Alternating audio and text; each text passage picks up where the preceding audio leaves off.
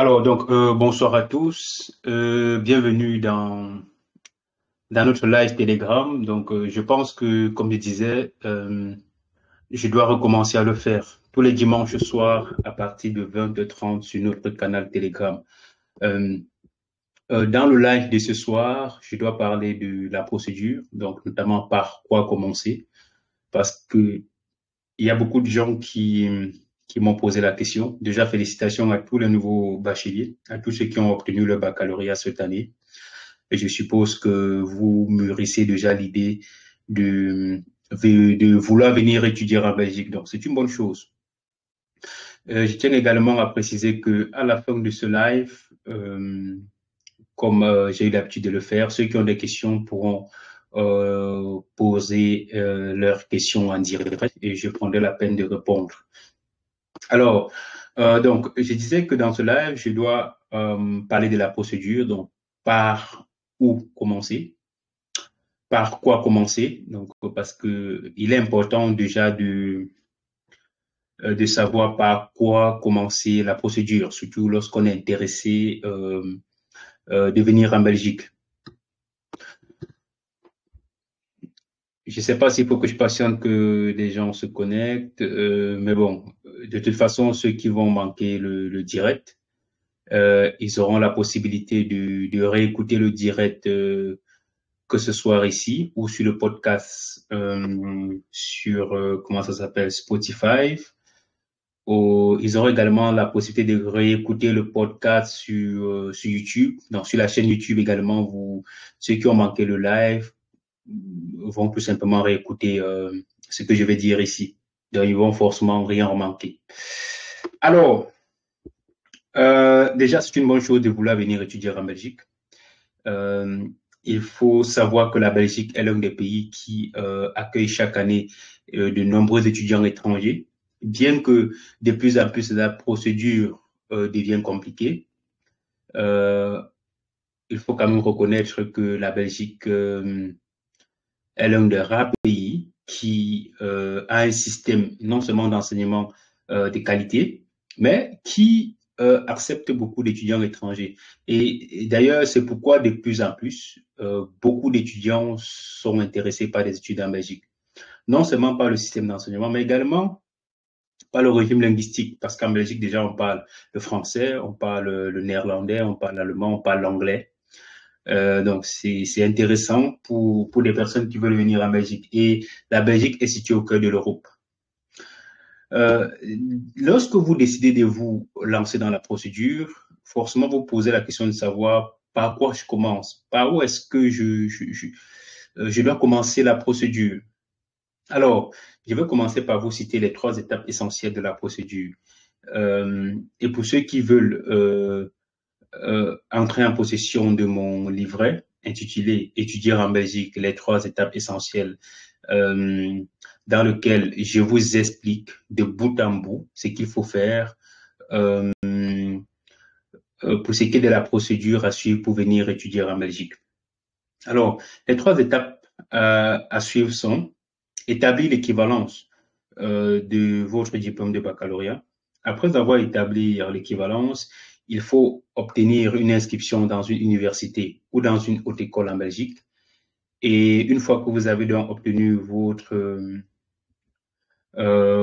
inscription, vous introduisez la demande de visa auprès de l'ambassade de Belgique de votre pays de résidence. Voilà les 3 étapes à suivre. Mais une fois que vous connaissez les 3 étapes essentielles de la procédure, il est important maintenant de revenir à l'essentiel. Où est-ce que vous commencez la procédure? Posez-vous des bonnes questions. Pourquoi est-ce que vous voulez venir étudier en Belgique? Qu'est-ce que vous voulez faire comme étude en Belgique? Et une fois que vous posez ces questions-là, il faut commencer par faire des recherches, que ce soit sur la Belgique, que ce soit sur les universités, les hautes écoles, les domaines de formation en Belgique, etc., les débouchés. Donc, tout ça, il faut faire des recherches. Donc, c'est par là qu'il faut commencer. Il faut commencer par faire des recherches. C'est très important parce que tout au long de la procédure, vous aurez besoin de rester dans cet environnement-là qui vous permet de comprendre toute la procédure, le système en Belgique, etc. C'est pourquoi il dit qu'il faut commencer par faire des recherches. Une fois que vous avez fait des recherches et vous savez concrètement le domaine des formations qui vous intéresse, et vraiment ce pourquoi vous voulez venir étudier en Belgique, une fois que vous savez cela, maintenant, trouvez l'école qui dispense cette formation-là. Et si c'est déjà dans une université que vous avez trouvé votre formation, tant mieux, c'est une bonne chose. Alors maintenant, revenir aux 3 étapes de la procédure dont je citais précédemment, à savoir établir l'équivalence de votre diplôme de baccalauréat. Certes, l'équivalence n'est obligatoire que pour des personnes qui veulent poursuivre des études dans le premier cycle de l'enseignement supérieur, bien sûr, donc à savoir première, deuxième ou troisième année. Mais il est fortement recommandé d'établir votre équivalence, même si vous voulez étudier en master. Pourquoi? Parce que même lorsque vous êtes titulaire d'une licence, voire parfois d'un master 1 depuis votre pays, ce n'est pas évident d'avoir une inscription en master en Belgique, donc pour continuer vos études ou pour reprendre parfois le master 1. Ce n'est pas parfois évident. Du coup, certaines universités ou certaines écoles vont vous rétrograder. Et lorsqu'on vous rétrograde au premier cycle, ça peut être au premier ou deuxième ou troisième cycle, dans ce cas, il vous faut obligatoirement une équivalence de votre diplôme de baccalauréat pour pouvoir vous inscrire dans ce cycle-là. C'est pourquoi je recommande également de faire toujours l'équivalence de son diplôme de baccalauréat. Une fois donc que vous avez fait votre équivalence, une fois que l'équivalence est établie, la deuxième chose qu'il faut faire, c'est de trouver une inscription. Alors, comment est-ce qu'on fait pour obtenir une inscription en Belgique? C'est aussi simple que ça. Il faut déjà, une fois que vous avez la formation et vous savez où est-ce que vous voulez fréquenter, il faut déjà voir les conditions que l'établissement met en place pour pouvoir accepter des étrangers. Donc, quelles sont les conditions, quels sont les critères qu'exige l'école en question? Ça peut être lié à la moyenne, surtout que la plupart des universités maintenant exigent une mention assez bien ou 13 de moyenne au bac. Certaines hautes écoles, la plupart exigent une moyenne de 12 sur 20 au bac. Donc, c'est toutes ces conditions-là qu'il faut voir. Et dans certains cas, même s'il y a des mesures de contournement, je ne dirais pas de contournement, mais même s'il y a des mesures d'assouplissement que certains établissements prennent, il est important quand même de respecter les critères d'admission au sein des écoles en Belgique. Une fois que vous respectez cela, il faut constituer dans votre dossier. Vous constituez votre dossier tel que cela est prescrit sur le site de l'université ou de la haute école et vous soumettez votre dossier. Ça peut être en ligne, ça peut être envoyé par la poste, etc. Alors, dès lors que vous soumettez votre demande d'admission, l'établissement doit traiter. Si la demande est acceptée, vous allez recevoir votre lettre d'invitation. Donc, ça peut être une attestation d'inscription ou l'attestation d'admission. En ce moment-là, une fois que vous avez reçu cette attestation-là, il faut donc passer à la troisième étape qui consiste à introduire une demande de visa. Ça, c'est très important. C'est l'étape où il faut avoir un garant qui doit vous signer une prise en charge. Donc, le garant peut vivre dans n'importe quel pays, puis qu'il justifie qu'il a des moyens suffisants pour pouvoir vous prendre en charge. Donc, ça, c'est important. Une fois donc que vous avez le garant, il faut constituer un dossier de demande de visa, donc dans lequel on va retrouver le certificat médical, la redevance, bref, une lettre de motivation, etc. Tout ça, une fois que vous avez regroupé tout cela, vous allez déposer votre dossier de demande de visa auprès de l'ambassade de Belgique de votre pays. Et l'ambassade ou le consulat doit prendre la peine d'analyser votre demande et voir s'ils vont vous octroyer le visa ou vous refuser ce visa-là. Et une fois que vous avez votre visa, bon, ça c'est notre challenge, maintenant il faut préparer le voyage, il faut s'apprêter à s'intégrer dans la nouvelle vie en Belgique, etc. Mais là, c'est pas plus compliqué. Donc, si je dois résumer, par où commencer votre procédure lorsque vous voulez venir étudier en Belgique? La première chose, c'est de commencer par faire des recherches. Donc, sur le domaine de formation, sur le système d'enseignement, sur les écoles, les universités, les hautes écoles, etc. Une fois que vous avez fait cela, passez à l'étape de l'établissement de votre diplôme de baccalauréat. Une fois que vous l'établissez, il faut tout faire pour obtenir une inscription dans une école en Belgique.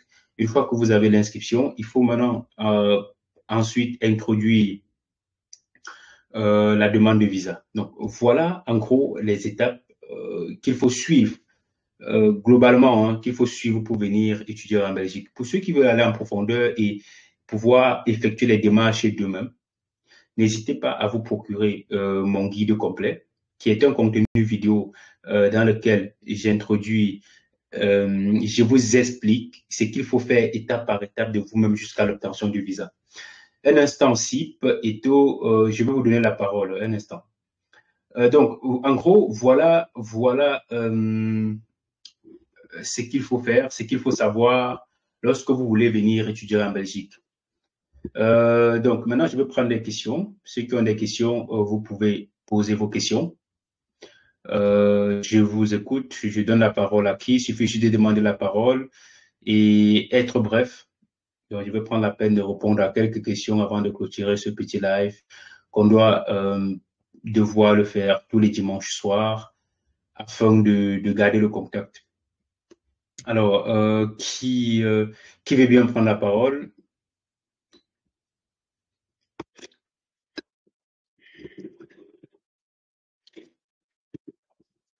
Ok, je vais passer la parole à autorisé à parler.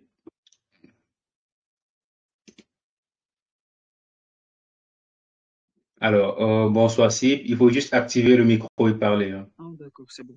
Là, vous m'entendez? Ouais, je t'entends. Bonsoir, comment tu vas? Comment tu t'appelles?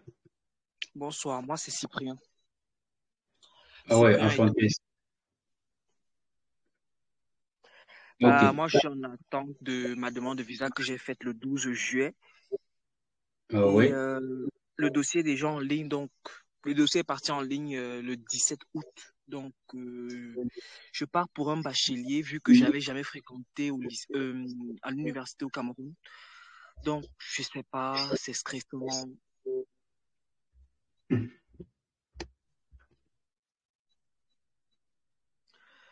Donc, j'aimerais savoir, est-ce que les délais d'écrêtement, est-ce que ça prend plus de temps lorsqu'il s'agit d'un bachelier, vu que, je sais pas en fait, vu que ma rentrée est prévue pour le 14 septembre à Condorcet, mais l'ultime dérogation, c'est pour le 30 septembre, Euh, et tu as introduit ta demande de visa quand? le 12 juillet. 12 juillet, 12 août, 12 septembre, 2 mois. Et après le bac, tu as fait combien d'années? Tu as eu le bac en quelle année? 2019. 2019-2022, ça fait 3 ans. Mhm. Ok. Et tu as toujours été aux études après le bac ou il Non, y a des j'avais pas indices? fréquenté.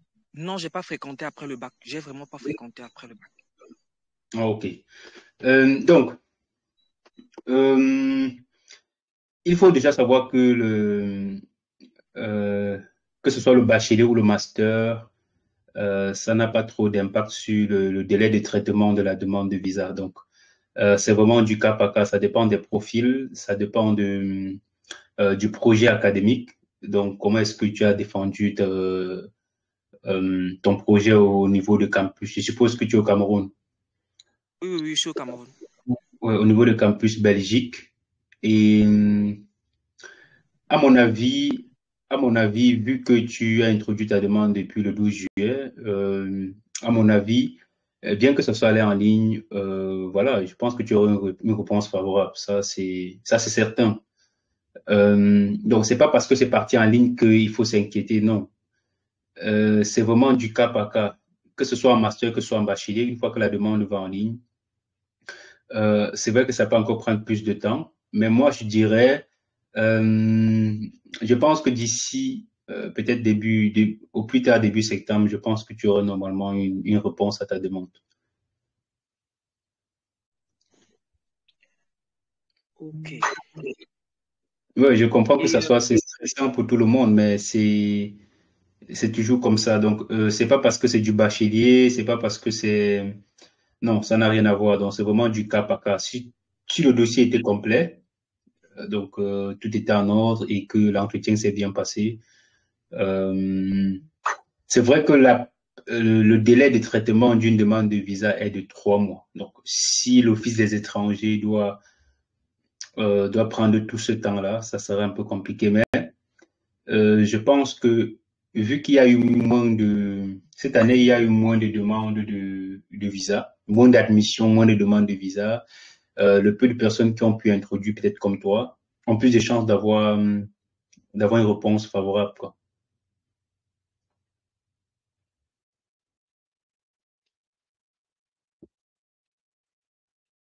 Je ne sais pas si tu as d'autres préoccupations. Non, non, non, il n'y en a pas, mais il n'y en a pas. Et j'aimerais savoir, peut-être, par exemple, lorsqu'on t'octroie un visa, après, il va falloir faire quoi pour prendre l'avion? Je sais pas trop. Il va encore falloir faire des tests, se vacciner, je sais pas trop. Euh, Bah, normalement, une fois que tu as ton visa, l'ambassade va t'appeler. Où tu dois recevoir un message comme quoi le passeport est disponible. Une fois que tu récupères le passeport, maintenant, c'est à toi de t'organiser. Donc, euh, si tu es dans les délais par rapport à ta rentrée, tu organises ton voyage tranquillement. Mais si, par exemple, le délai, c'est le 30 septembre et que tu as ton visa le 25, ce qui est souvent le cas pour les gens, je pense que tu n'auras pas assez de temps. Donc, ce qu'il faut faire, c'est juste de faire l'essentiel et de voyager. Donc, pour voyager, c'est simple. Une fois que tu as le visa, tu achètes le billet d'avion. Donc, les billets d'avion, soit l'acheter, il y a des compagnies là-bas au Cameroun, tu peux acheter directement ton billet d'avion. Et c'est vrai qu'il y a d'autres trucs qui tournent autour. Est-ce que tu as la famille en Belgique? Où est-ce que tu dois loger? Donc, il y a tout ça qu'il faut voir déjà aussi. C'est même à l'occasion de penser parce que, comme je t'ai dit, euh, je pense que tu auras une réponse favorable à ta demande. Donc, il faut déjà anticiper, il faut déjà voir où est-ce que tu dois loger, etc. Ça Mhm. va? Oui, ça va. Mhm. Bah, si tu as d'autres préoccupations, n'hésite pas dimanche prochain. Donc, peut-être dimanche prochain, à la même heure, je vais faire un autre live si tu as d'autres préoccupations. D'accord. Mhm. Allez, bonne soirée, hein. Bonne soirée à vous. Mhm. Autorisé à parler. Alors, bonsoir. C'est vrai que le nom ne s'affiche pas. Il faut juste activer le micro. TTS. Il faut juste activer le micro pour pouvoir parler. Oui, bonsoir. Oui, bonsoir, bonsoir. Bon, Euh, ok. Je vais juste apporter un peu d'éléments par rapport à ce qui, en fait, ce qui demandait comme nécessaire. Bon, moi, je suis en Égypte, en fait. Déjà, pour quitter le Cameroun, en fait, il y a besoin du carnet jaune et du fait le test Covid. Donc, il faut tout le mettre en compte. Donc, c'est tout. Ah oui, pour son voyage, oui. Oui, donc, en fait, dans le carnet jaune, il y a deux vaccins. Bon, il y a deux vaccins. Je crois que c'est la fièvre jaune et la polio. Donc, il faut. En fait, s'il a un carnet jaune, déjà, ça va, mais s'il n'a pas, il faut qu'il s'en procure, qu'il fasse les vaccins, les deux vaccins-là. Et les tests Covid, en fait, il doit le faire, je crois que c'est 48 avant le voyage. Oui, exactement, ouais. Ouais, c'est ça. J'espère qu'il a. En fait, je pense qu'il écoute. Donc, ouais, c'est ça. Mais vu qu'au Cameroun, les gens ne se sont pas vaccinés, forcément, il faut faire le test Covid. Il va Oui. falloir faire le test. Ouais. Donc, c'est tout que je veux. Ok, merci beaucoup pour la participation. Merci, c'est gentil.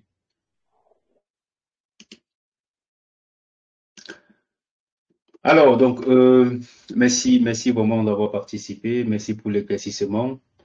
Je pense que on va pas être long, donc on va se séparer ici et on va tout simplement se dire à dimanche prochain pour un autre live où on va discuter de la procédure. Allez, bonne soirée à tous, hein.